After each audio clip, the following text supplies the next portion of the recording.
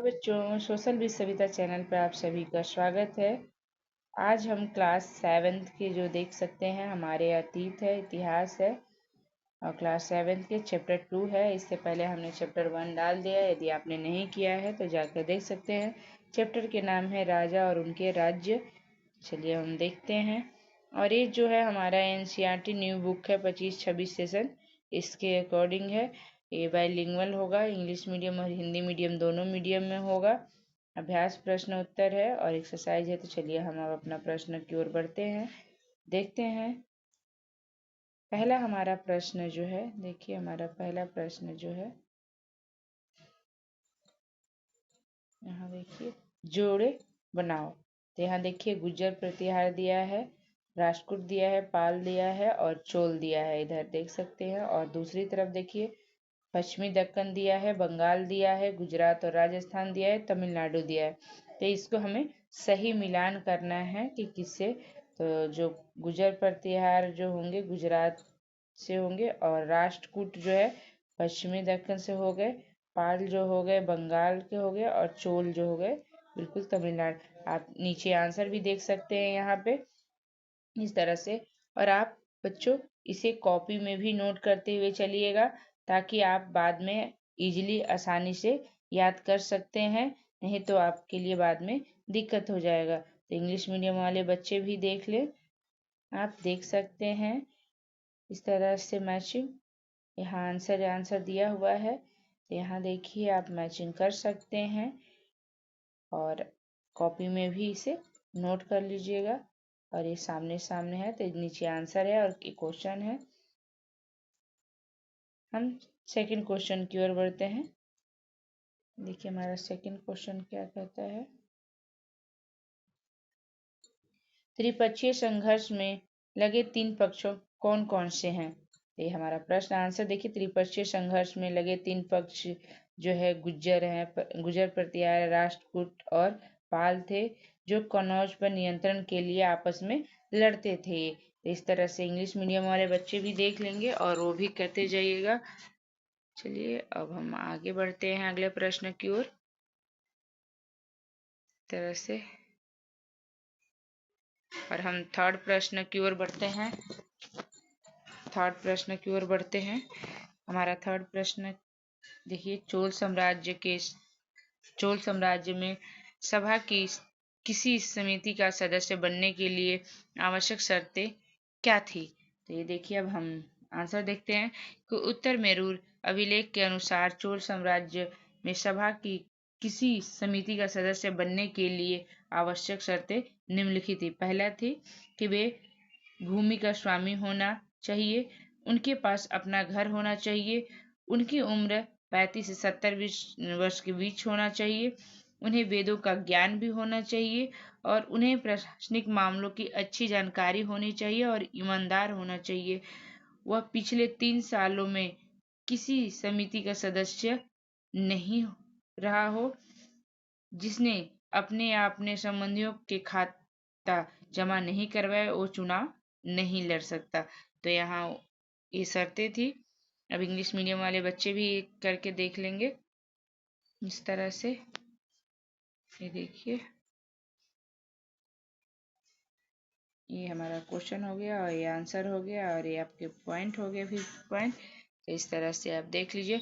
और बच्चों इसे याद भी करना है क्योंकि अब पेपर भी आपको सितंबर में शुरू हो जाएगा, जुलाई तो हमारा ख़त्म हो चुका है। तो इसलिए आप कॉपी में नोट करेंगे तो कभी भी इसे याद कर सकते हैं। चलिए अब हम अगले प्रश्न की ओर बढ़ते हैं। चहमानों के नियंत्रण में आने वाले 2 प्रमुख नगर कौन से थे। चहमानों के नियंत्रण में आने वाले 2 प्रमुख नगर जो थे इंद्रप्रस्थ और कन्नौज थे।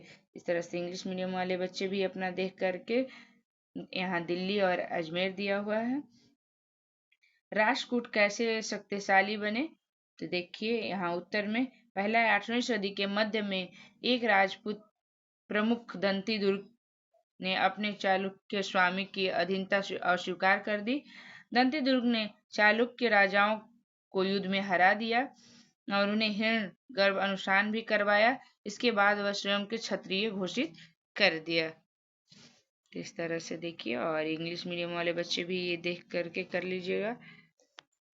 यहाँ पे ये देखिए क्वेश्चन है और ये आंसर है और आपके 2 पॉइंट है।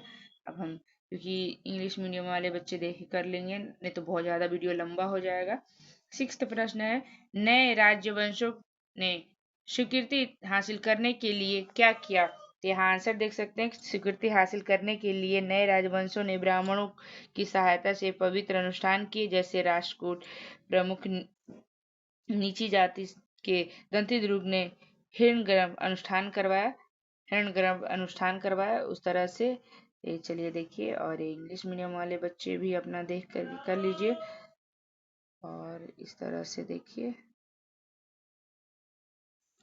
ये आपके क्वेश्चन है यहाँ पे और ये आंसर है, आप देख सकते हैं, और इसे अच्छे से कर लीजिएगा। चलिए अब हम अगला प्रश्न की ओर बढ़ते हैं।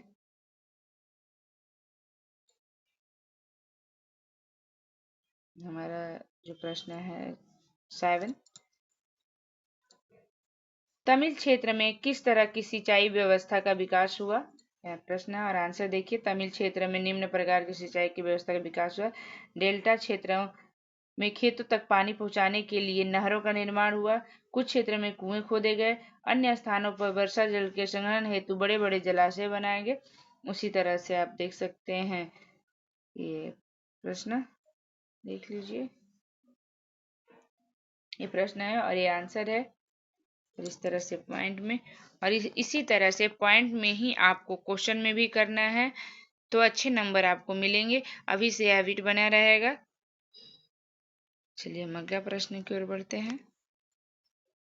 8, चोल मंदिरों के साथ कौन कौन सी गतिविधियां जुड़ी हुई है? तो आंसर देखिए, चोल मंदिरों के साथ निम्नलिखित गतिविधियां जुड़ी हुई है। तो देखिए, पहला है, चोल मंदिर अक्सर अपने आसपास विकसित होने वाली बस्तियों के केंद्र बन गए थे। ये शिल्प उत्पादन के केंद्र है।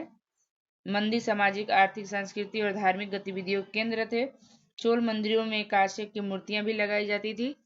तो इस तरह से देख सकते हैं, इंग्लिश मीडियम वाले बच्चे भी देख लीजिए, और इस तरह से आप करते हुए चलिएगा। चलिए अब हम 9th प्रश्न की ओर बढ़ते हैं। यहाँ 9th प्रश्न देखिए, मानचित्र 1 को दोबारा देखकर और तलाश करें कि जिन प्रांतों में आप रहते हैं, मतलब यहाँ जिस प्रांत आ जाएगा, जिन प्रांतों में, उसमें कोई पुरानी राजशाही राजाओं के राज्य थी या नहीं। चलिए हम देखते हैं कौन सी मैप है। ये देखिए, मैप मैंने लगा दिया है, और आप इंग्लिश मीडियम वाले बच्चे भी अपने बुक से देख सकते हैं मैप। तो यहाँ आंसर देखिए, मानचित्र 1 में अध्ययन करने की ज्ञात होता है कि जिस राज्य में हम रहते हैं, वह इंद्रप्रस्थ नामक राजशाही स्थापित की, जिसे हम दिल्ली के नाम से जानते हैं। तो इंद्रप्रस्थ देखिए यहाँ पे है, और ये दिल्ली के नाम से जाने जाते थे। और कुछ भी देख सकते हैं, और कुछ जो है, ये देखिए, इसके अतिरिक्त अन्य राजशाही और वर्तमान के प्रांतों के नाम इस प्रकार भी है कि राजशाही, गुर्जर, प्रतिहार, पाल, उत्कल, पूर्वी चालुक्य, राष्ट्रकूट, चोल, चेर, पांडव। यहाँ देखिए वर्तमान में नाम गुजरात, पश्चिम मध्य प्रदेश, बंगाल, बिहार, उड़ीसा, आंध्र प्रदेश, महाराष्ट्र, उत्तरी कर्नाटक, तमिल, केरल और तमिलनाडु, दक्षिणी तमिलनाडु। तो इस तरह से देख सकते हैं। और ये जो इंग्लिश मीडियम वाले बच्चे हैं, तो ये मैप जैसे आपके बुक में दिया हुआ है बच्चे, तो इसमें से आप देख करके आप इंग्लिश में इसे कर लेंगे। चलिए अब हम 10th क्वेश्चन की ओर बढ़ते हैं। जिस तरह के पंचायती चुनाव हम आज देखते हैं, उसमें उत्तर मेरूर के चुनाव में किस तरह के अलग थे? तो देखिए, वर्तमान के समय पंचायत चुनाव, उत्तर मेरू के चुनाव में क्या अंतर है? तो वर्तमान समय के चुनाव देखते हैं, सार्वभौमिक समधिकार द्वारा चुनाव, मतदाता अपने पसंद के उम्मीदवार को मत देना। और उत्तर मेरू के चुनाव, लॉटरी पद्धति द्वारा विभिन्न समितियों के सदस्यों को चुने जाते थे। चुनाव पूर्ण रूप से प्रत्याशियों में भाग पर निर्भर होता था, मतलब जो प्रत्याशियों के भाग्य पर कितने लोगों ने उसमें भागीदारी होती है, कितने लोगों ने उसमें भाग लेते हैं। इस तरह से इंग्लिश मीडियम वाले बच्चे भी कर लेंगे। और ये देखिए, आप इस तरह से देख सकते हैं। और अगला हमारा प्रश्न है जो 11th है। इस अध्याय में दिखलाए गए मंदिरों से अपने आसपास के किसी मौजूदा मंदिर की तुलना करके जो समानताएं या अंतर आप देख पाते हैं उन्हें बताएं। तो देखिए आंसर है असमानता। इस अध्याय में दिखलाए गए मंदिर द्रविड़ शैली से स्थापित कला द्वारा निर्मित है, लेकिन वर्तमान में अधिकांश मंदिर वेसर शैली स्थापित कला द्वारा निर्मित है। वेसर शैली से द्रविड़ और नगरीय शैली का मिश्रण होता है। और समानता, इन दोनों मंदिरों की समानता यह है कि इन दोनों मंदिरों में गर्भगृह में भी मूर्तियां स्थित होती हैं। तो इस तरह से इंग्लिश मीडियम वाले बच्चे खुद से करेंगे।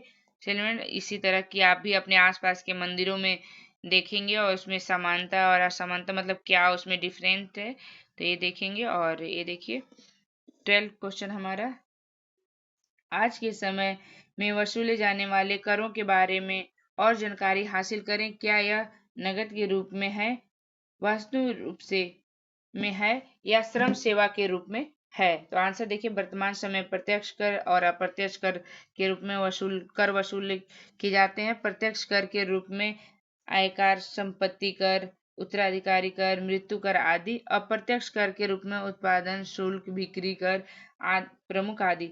वर्तमान समय में सभी कर नगद अथवा चेक द्वारा जमा किए जाते हैं तथा किसी भी कर को भुगतान वस्तु के रूप में अथवा श्रम सेवाओं के रूप में नहीं लिया जाता है। और ये देखिए नीचे इंग्लिश मीडियम वाले बच्चे जो हैं वो अपना एक क्वेश्चन है यहाँ पे और ये आंसर है तो देख सकते हैं। और जो बच्चे नए हैं हमारे चैनल को लाइक सब्सक्राइब करिएगा, अपने दोस्तों में शेयर करिएगा ताकि वो भी इस वीडियो तक पहुंच सके, अपना क्वेश्चन सारा कर सके, एग्जाम में अच्छे नंबर ला सके। और अगले वीडियो में हम जल्द मिलेंगे, तब तक के लिए आप पढ़ाई करते रहिए। धन्यवाद।